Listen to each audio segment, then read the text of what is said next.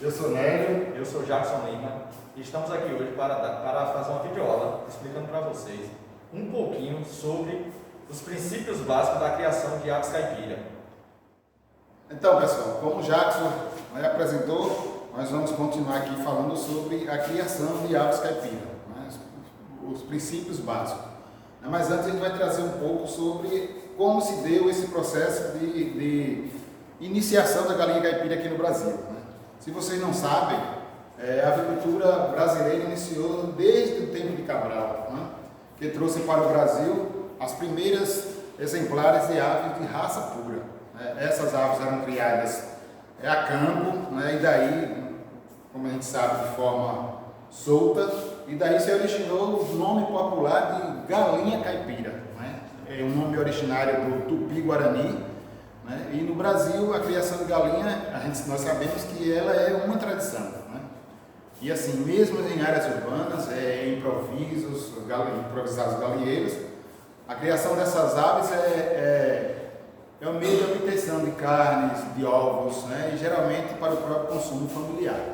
Então, essa é um dos objetivos da criação de aves caipira, né? E a avicultura caipira no Nordeste brasileiro, né, que é a nossa região, por via de regra, ainda é desenvolvida de forma bastante rudimentar. O que é isso, né? Como a gente disse lá no início, de formas soltas, dorme em árvores, em puleiros, né? E a alimentação é pouca e de má qualidade, né? E dessa forma não há uma preocupação, né, com as prevenções das doenças. É outro problema que a gente encontra na criação, nas pequenas criações de aves, né? E os plantéis, eles são constituídos, né, de mistura de raça, sem aptidão definida, e nesse contexto a produtividade ela é ameaçada, ou seja, você, consequentemente, se não tem um animal de qualidade, com certeza a sua produtividade vai ser baixa, né? E aí o emprego de raças melhoradas é de extrema importância, né, para que a gente tenha, né, ou nós tenhamos um bom rendimento, né, um bom desenvolvimento da nossa produção, né, com manejo alimentar adequado, com prevenção, né, das doenças, né, tem proporcionado um considerável aumento na produção e na produtividade, né, dessa criação. E desta forma, tem garantido segurança alimentar e melhorado a qualidade de vida das famílias de baixa renda. Então, a criação de aves, ela né, importante ressaltar, é de fundamental importância para a melhoria, né, para a geração de renda, segurança alimentar e melhoria da qualidade de vida das famílias de baixa renda, né? E aí, merecendo em função disto, como disse anterior, se nós temos uma criação de forma rudimentar, sem um melhoramento, né? Então, dessa forma, é necessário, né, o trabalho da extensão rural. É aí que entra a equipe técnica, né, o técnico, o extensionista, né, visando melhorar a produtividade dessas criações para aumentar a disponibilidade de carne e ovos, né, tanto para o consumo da família como para o incremento da renda. Porque se não há esse melhoramento, a gente vai continuar, né, com a baixa produtividade e com a renda, né, baixa também. E assim, durante muito tempo na história da humanidade, a gente sabe que a criação de aves teve uma importância tamanha no aspecto cultural, né? E quando a gente está falando de cultura, a gente está lembrando, ou seja, falando do jeito de viver das pessoas, né? E como era que elas utilizavam isso, né? Entendia-se como símbolo de prosperidade.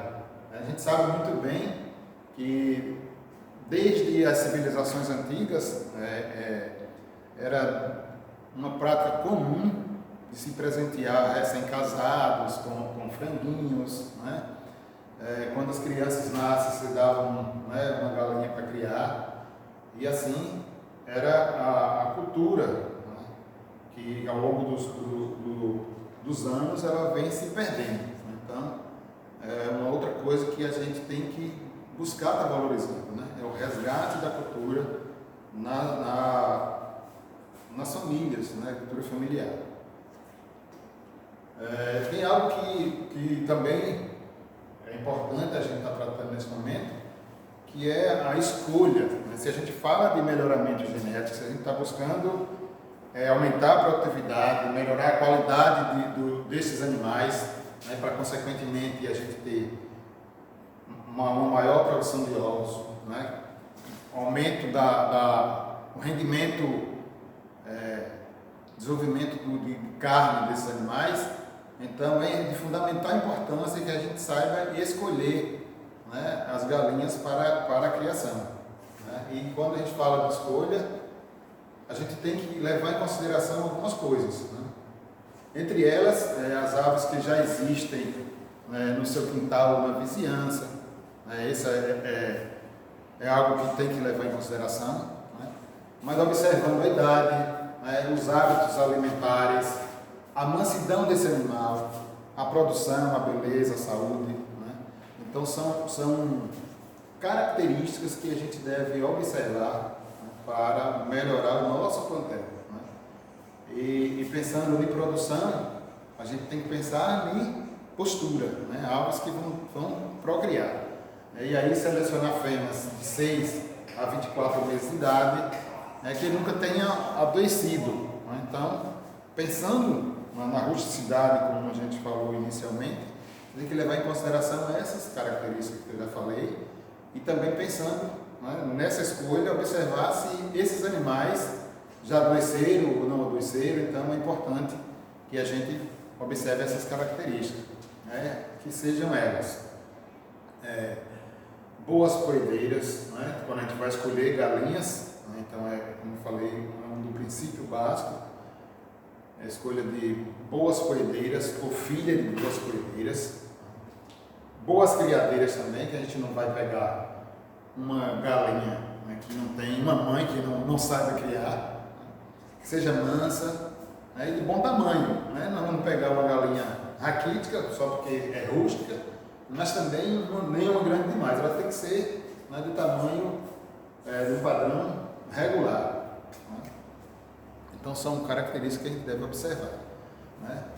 E aí, como eu já disse, de boa rusticidade, o que é isso?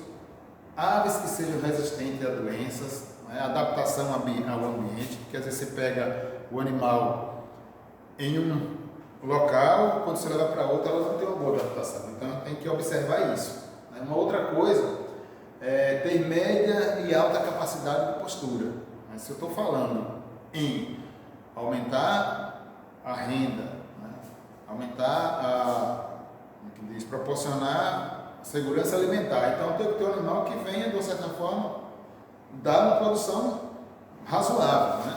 Boa. Então a gente tem que pensar numa média ou alta capacidade de postura desse animal. Né? A outra coisa é ter baixa mortalidade, como eu disse anteriormente. Quando a gente observa se ela não vem de animais que não têm morrido, ou seja, não tem morte constante, então, consequentemente, eu estou selecionando um animal que tem baixa mortalidade. Isso é importante, porque eu vou garantir a continuidade da produção dos meus animais, ou seja, meu plantel vai ter uma estabilidade dentro das criações. Né? Outra coisa é ter grande capacidade de consumo de alimentos alternativos, porque não adianta a gente estar buscando aumentar a renda e tendo grandes despesas ou grandes custos com rações, né, com alimentos convencionais. Então a gente tem que aproveitar ao máximo, né, os alimentos que a gente tem na propriedade. E aí vão alimentos alternativos como frutas, verduras, tubérculos, né, raízes, né, mandioca, flor, enfim. Então são características que a gente deve observar na escolha de um animal. Bom, seguindo esses